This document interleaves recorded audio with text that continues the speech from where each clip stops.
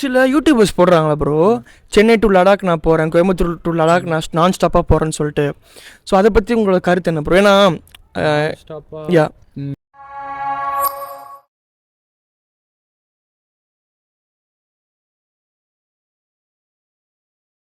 Bro, BS3, BS4, BS6, BS3ல உங்களுக்கு வந்து frame வண்டியோட டிசைன் ஃபுல்லாக வேறு. ஸோ BS4லேயும் BS6லேயும் வந்து சிமிலர் கொஞ்சம் சேஞ்ச் தான் பண்ணிருப்பாங்க, மற்றபடி சிமிலர் தான் பாடி ஃப்ரேம் எல்லாமே. BS4, BS6 கரெக்டாக ஓகே. சின்ன காஸ்மெட்டிக், அதுக்கப்புறம் வந்து கொஞ்சம் பெர்ஃபார்மன்ஸ் சேஞ்சஸ்லாம் எதுவுமே இல்லை. பவர் தான் கம்மி பண்ண வராங்க. வண்டி அப்கிரேட் ஆக எலக்ட்ரானிக்ஸ் அதிகமாக பவர் மட்டும் கம்மி பண்ணிட்டே வராங்க. பிரேக்கிங் கொஞ்சம் எஃபிஷியன்ட் ஆக்கிட்டு வராங்க கம்பேர்ட் டு BS4. ஸோ அதுக்கப்புறம் பார்த்தீங்கன்னா நாய்ஸ் வந்து இன்ஜின் நாய்ஸ் சுத்தமாக இருக்காது. ஸோ ஏகப்பட்ட filters, catch, so totally waste. Okay சரி, இப்போது நான் ஒரு பைக் வாங்கணும், எனக்கு வந்து ஒரு 300 to 400 cc பைக்கு ஓட்டணுன்னா நான் வந்து இதுக்கு போகலாமா, இல்லைனா வந்து காசு போனால் பரவாயில்லப்பா நான் 4 லட்சம் தர ரெடின்னு சொல்லிட்டு நான் வந்து BS6 போகலாமா? ஏன்னா இது நம்மளுக்கு வந்து மார்க்கெட்டில் பார்த்தீங்கன்னா அரௌண்ட் 1 to 1.5 lakhs நல்ல கண்டிஷனில் வரும். நீங்களே சொல்லிருக்கீங்க ஒரு வாட்டி என்கிட்ட பர்சனலாக. இல்லை எனக்கு வந்து காசு நிறையா இருக்குது, நான் காசு செலவு பண்ண ரெடிப்பான்னு சொன்னால் நான் 6 போகலாமா, இல்லை இந்த மிஷினே நல்ல மிஷின் சொல்லிட்டு இதே வாங்கலாமா? உங்களுக்கு இன்ஜின் வந்து கொஞ்சம் நல்ல ரிலையபிளாக இருக்கும் இந்த இன்ஜின். பட் இதை வாங்கும்போது நிறையா பார்க்கணும், இன்ஜின் நல்லா இருக்கான்னு பார்க்கணும். நீங்கள் வாங்கி ரெடி பண்ணுற மாதிரி தான் இருக்கும் கண்டிப்பாக, ஏன்னா இன்ஜின் நல்லா இருக்காது. ஸோ கண்டிப்பாக உங்களுக்கு இந்த வண்டி லைஃப் லாங் வேணும் உங்களுக்கு அப்படின்னு நீங்கள் நினச்சிங்கன்னா கண்டிப்பாக இன்ஜின் ரெடி பண்ணி தான் ஆகணும். அதுக்கப்புறம் மெயினான விஷயம் ABS கண்டிப்பாக வந்து ஃபெயிலியர் ஆகிருக்கும். ஸோ ABS நீங்கள் ரெடி பண்ணி தான் ஆகணும். அதுதான் வந்து மெயினான லைஃப் சேவர். ஸோ ABS இல்லைன்னா கண்டிப்பாக ப்ராப்ளம் தான் உங்களுக்கு. ABS இல்லாமல் இந்த மிஷினை வந்து ஓட்டுறதுன்றது வேஸ்ட்டு. இது ஓட்டவே கூடாது ABS இல்லாமல். ABS தான் ரொம்ப ரொம்ப மெயினான ஒரு விஷயம். ஏன்னா இது வெயிட் ரொம்ப கம்மி, பிரேக்கிங் வந்து ரொம்ப நல்லாயிருக்கும். அதுக்கப்புறம் பார்த்திங்கன்னா வந்து கொஞ்சம் வந்து உங்களுக்கு அந்த ஏரோடைனாமிக் இருக்கும். எக்ஸாஸ்ட் இருக்கிறதுனால வண்டி வந்து ப்ராப்பராக இருக்கும். அந்த எக்ஸாஸ்ட் வந்து கரெக்டான ஒரு இது இருக்கும். இது அப்படி இருக்காது, இது கண்ணா பண்ணான்னு இருக்கும். எப்படி சொல்கிறது, ரெஃபரன்ஸ் ரொம்ப அதிகமாக இருக்கும், உன்னை ரொம்ப இழுக்கும். அது அந்தளவுக்கு அந்த எக்ஸாஸ்ட் வந்து அதை கொஞ்சம் வந்து கம்ப்ரெஸ் பண்ணி ப்ராப்பராக இருக்கும் அந்த வண்டி. ஒரு பிகினருக்கு அது சூப்பராக செட் ஆகும். கொஞ்சம் KTM ஓட்டின எக்ஸ்பீரியன்ஸ் இருந்ததுன்னா கண்டிப்பாக இந்த வண்டியும் செட் ஆகும். கொஞ்சம் வேணும். அதாவது நான் எப்பயுமே நான் வேகமாக தான் ஓட்டுவேன், நான் வந்து பொறுமையாலாம் நான் ஓட்ட மாட்டேன் அப்படின்ற சில பீப்புள்ஸ் இருக்காங்க. ஸோ அவங்களுக்குலாம் வந்து கண்டிப்பாக வந்து அந்த மாதிரி நீங்கள் ஓட்டுற ஆளாக இருந்தீங்கன்னா நீங்கள் வந்து உங்களுக்கு இது புதுசு. நான் வந்து இப்போ V4 V3 அந்த வண்டியிலேருந்து நான் வந்து ஒரு 390க்கு நான் இப்போ அப்கிரேட் ஆகிறேன், நான் வந்து V4 செம்ம வேகமாக ஓட்டுவேன், V3 செம்ம வேகமாக ஓட்டுவேன், 150லாம் போவேன் அப்படின்னு நீங்கள் இருக்கிற ஆளாக இருந்தீங்கன்னா ஸோ நீங்கள் வந்து இந்த வண்டி எடுக்கும்போது கண்டிப்பாக வந்து நீங்கள் வந்து கொஞ்சம் பார்த்து தான் ஓட்டணும். ஸோ இது எப்போ இதோட கேரக்டர் வந்து எப்படி இருக்குன்னே தெரியாது. ஓகே, ஸோ வந்து நீங்கள் ஸ்டார்டிங்லேருந்து உங்களுக்கு வந்து டாப்பை நீங்கள் ரீச் பண்ணுற வரைக்கும் இந்த வண்டி போய்கிட்டே தான் இருக்கும். எந்த இடத்துலையுமே ஒரு லேகு கூட கண்டுபிடிக்க முடியாது இந்த வண்டியில், சுத்தமாக லேகே இருக்காது.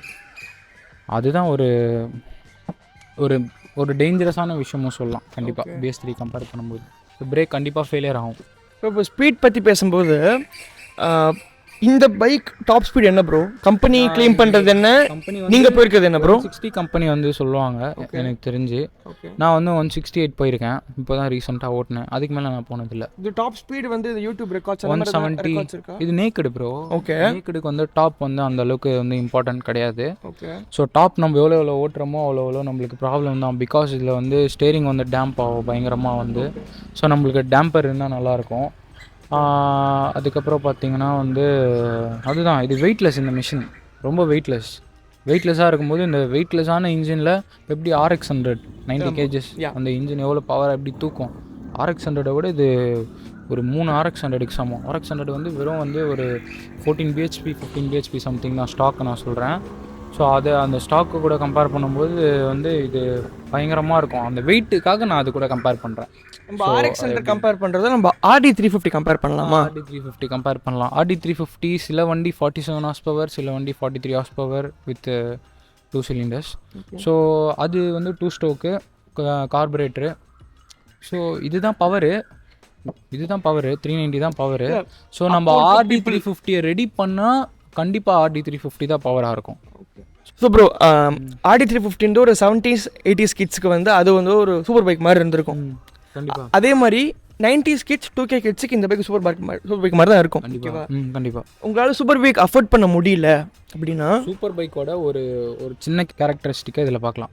ஓகே, புல்லிங் பவர் இருக்குல்ல கைஸ், நீங்கள் வந்து 200cc இதே பைக்கில் 200cc BS3 ஓட்டினீங்கன்னா உங்களுக்கு ஒரு எக்ஸ்பீரியன்ஸ் வரும் பார்த்தீங்களா, அதோட டபுள் மடங்கு ஃபன், டபுள் மடங்கு எக்ஸ்பீரியன்ஸ், அந்த ஸ்பீடு வந்து இதில் கண்டிப்பாக இருக்கும். ஓகே, ஏன்னா BS3 200 வந்து ரொம்ப டெட்லின்னு பிகாஸ் இதோட ரொம்ப அதில் ஏபிஎஸ்ஸே கிடையாது ப்ரோ, ரொம்ப லைட் வெயிட். அது வந்து நீங்கள் கேள்விப்பட்டிருப்பீங்க நியூஸில் டியூக்கில் போய் இறந்து போகிறாங்கன்னு சொல்லிட்டு. ஏபிஎஸ் இல்லாத காரணம் தான், ஏன்னா ஃபாஸ்ட்டாக போவாங்க, என்ன அவங்க கியர் கட் அடிப்பாங்க, ஸ்கிட் ஆகும், அவ்வளோதான், நிற்க முடியாது. இதுவே அந்த மாதிரி தான், இதுவும் அதனால தான் நிறைய ஆக்சிடென்ட் ஆகி, இதெல்லாம் பயங்கரமான ஆக்சிடென்ட் வண்டி, பயங்கரமாக ஒன் ஆஃப் த எப்படி சொல்கிறது 2016, 15, 17 இந்த டைம்லலாம் செம்மையாக ஆக்சிடென்ட் ஆகிற வண்டி. பீக்லேருந்து தான் அப்போது டியூக்குனா விழுந்தா காலி, அந்த மாதிரியான ஒரு இது தான்.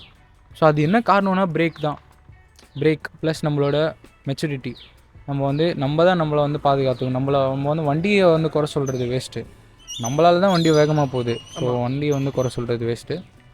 அதான். ஓகே, அதாங்க எஸ், நீங்கள் வந்து எந்த பைக் வேணால் ஓட்டலாம். ஓகேவா, உங்களுக்கு என்ன தெரிஞ்சுக்கணுன்னா வந்து ஓட்டணும், அது உங்களோட ஸ்பீட் லிமிட் உங்களுக்கு தெரிஞ்சிடும். நான் இவ்வளோ கிலோமீட்டர் ஸ்பீடில் போனால் என்னால் வந்து கண்ட்ரோல் பண்ண முடியும் அப்படின்னு சொல்லிட்டு நம்மளுக்கு தெரிஞ்சுக்கணும்.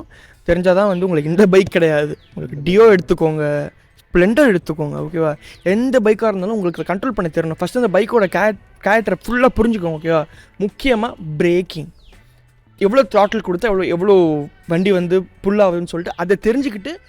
ஸோ ப்ரோ, நம்ம வீடியோட எண்டிங்க்கு வந்துட்டோம். ஸோ எண்டிங் வரத்துக்கு முன்னாடி இந்த பைக்கோட மெயின்டெனன்ஸ் என்ன, உண்மையை சொல்லுங்கள். ஏன்னா வந்து 200 நம்ம கம்பேர் பண்ணுறவங்களுக்கு இது வந்து டபுள் மடங்குன்னு சொல்லிட்டு நீங்கள் ஒரு நாள் சொல்கிறீங்க என்கிட்ட.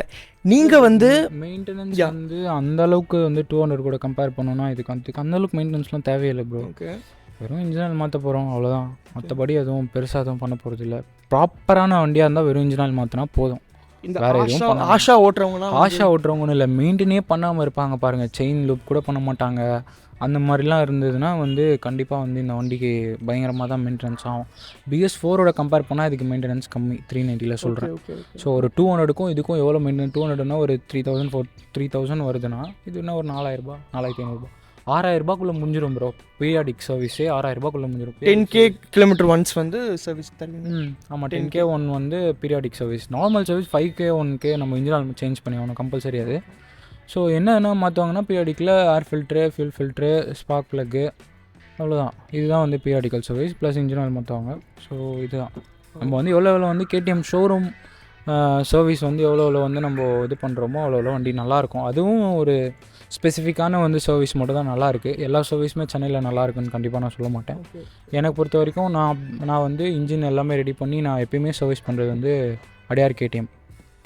Shout out to Adyar KTM. Video பார்த்துட்டு இருந்தீங்கன்னா வந்து சப்ஸ்கிரைப் பண்ணுங்கள். நீங்களும் வீடியோவை வந்து பார்த்துட்டு சப்ஸ்கிரைப் பண்ணலன்னா நீங்கள் சப்ஸ்கிரைப் பண்ணுங்கள். KTM ஃபேன்ஸுக்கு இந்த வீடியோவை ஷேர் பண்ணுங்கள் முக்கியமாக. ஓகேவா, அதே மாதிரி உங்கள் ஃப்ரெண்டு யாருன்னா வந்து BS3 390 வச்சுருந்தாங்கன்னா அவங்களுக்கு ஃபோன் பண்ணிவிட்டு சூப்பர்ப்பா உன் பைக் பற்றி ஒரு ரிவ்யூ கேட்டேன், நல்லா இருந்துச்சு, பைக்கு நல்லா வச்சுக்கோன்னு சொல்லிட்டு நீங்கள் கண்டிப்பாக சொல்லி ஆகணும். ஏன்னா இந்த பைக்கை யாருமே அவ்வளோ வச்சுருக்க மாட்டாங்க ரோட்டில். ஓகேவா, மெயின் விஷயம் வந்து அவங்களால கண்ட்ரோல் பண்ண முடியாது. அதையும் மீறி ஒருத்தன் வச்சுருந்தானா அவன் எவ்வளோ பெரிய ப்ரொஃபஷ்னலாக இருப்பான், அவன் எவ்வளோ பெரிய ப்ரோவாக இருப்பான். அவன் பைக்கோட கேரக்டரை முழுசாக புரிஞ்சுக்கிட்டு நம்ம வந்து பைக்கை வச்சுருக்கும் போது தான் நம்மளுக்கு அந்த இப்போது இந்த வண்டியை வந்து நிறைய பேர் வச்சுருக்காங்க, நிறைய பெரியவங்களும் வச்சுருக்காங்க. I'm just 21 years old தான். ஸோ நிறைய பெரியவங்களும் வச்சுருக்காங்க. அந்த டைமில் வாங்கினவங்களாம் அவங்களாம் வந்து இன்னும் வரைக்கும் இந்த வண்டியை பொறுப்பாக ஓட்டுறாங்க. நிறைய ரைடர்ஸ்லாம் இருக்காங்க, ட்ராக்கில் ஓட்டுவாங்க, ரோட்லலாம் அந்தளவுக்குலாம் ஓட்ட மாட்டாங்க, அவங்களுக்கே தெரியும் இது எப்படின்ட்டு. ஸோ அந்த மாதிரியான ரைடர்ஸும் இருக்காங்க. ரொம்ப மெச்சூர்டாக இருப்பாங்க, ரொம்ப டீசெண்டாக போவாங்க. நான் வந்து ஒரு டியூக் 390 வச்சுருக்கேன், நான் அப்படி ஓட்டுவேன் இப்படி ஓட்டுவேன் ஸ்டண்ட் பண்ணுவேன், அந்த மாதிரிலாம் இருக்க மாட்டாங்க. ரொம்ப டீசெண்டாக போகிற நிறைய பேர் இருக்காங்க. பட் கொஞ்சம் வந்து எப்படி சொல்கிறது, ரேஷாக ஓட்டுறவங்களும் நிறைய பேர் இருக்கிறாங்க. அதுதான், ரேஷாக மட்டும் ஓட்டாமல் இருந்தாலே போதும். இந்த பைக்கை ப்ராப்பராக மெயின்டைன் பண்ணலாம். ரேஷாக ஓட்டலாம், கண்டிப்பாக ஓட்டலாம். எப்பயுமே ரேஷாக ஓட்டக்கூடாது. எந்த வண்டியாக இருந்தாலும் எப்பயுமே நம்ம ரேஷாக ஓட்டினா அது சூப்பர் பைக்காக இருந்தாலுமே கண்டிப்பாக ப்ராப்ளம் வரதான் செய்யும். அதோட ஃபுல் பொட்டென்ஷியல் நம்ம எடுக்கும்போது கண்டிப்பாக அதோட ப்ராப்ளம் வரதான் செய்யும். ஸோ நம்ம டீசெண்டாக கிராஜுவலாக மெயின்டைன் பண்ணோன்னா கண்டிப்பாக நல்லாயிருக்கும். இப்போது சில யூடியூபர்ஸ் போடுறாங்களா ப்ரோ, சென்னை டு லடாக் நான் போகிறேன், கோயம்புத்தூர் டு லடாக் நான் ஸ்டாப்பாக போகிறேன்னு சொல்லிட்டு. ஸோ அதை பற்றி உங்களோட கருத்து என்ன ப்ரோ? ஏன்னா ஸ்டாப்பாக எனக்கு தெரில ப்ரோ, நான் அந்தளவுக்குலாம் லாங் ட்ரைவ் பண்ணதில்லை. என்னோடய ஃபர்ஸ்ட் லாங் ட்ரைவே நான் இதான் ஊட்டி, சென்னை டு ஊட்டி, ப்ளஸ் ஊட்டியில் கொஞ்சம் சுற்றினேன். ஒரு 350 கிலோமீட்டர்ஸ் ஊட்டியில் வந்து சுற்றினேன். ஸோ அரௌண்ட் ஒரு 1600 கிலோமீட்டர் நான் ஓட்டியிருக்கேன் டோட்டலாக. ஸோ என்னோடய எக்ஸ்பீரியன்ஸை பொறுத்த வரைக்கும் நான் வந்து ஒரு 130 150 கிலோமீட்டர் ஒன்ஸ் வந்து நான் ரெஸ்ட் எடுத்தே ஆகணும். ஸோ அதுக்கு மேலே என்னால் ஓட்ட முடியாது. எனக்கும் நல்லதில்லை, என் வண்டிக்கும் நல்லதில்லை. ஸோ அது என்ன வண்டியாக இருந்தாலும் 100 கிலோமீட்டர்ஸ் ஒன்ஸ் வந்து நம்ம ரெஸ்ட் எடுத்து ஓட்டுறதுன்றது நல்லது.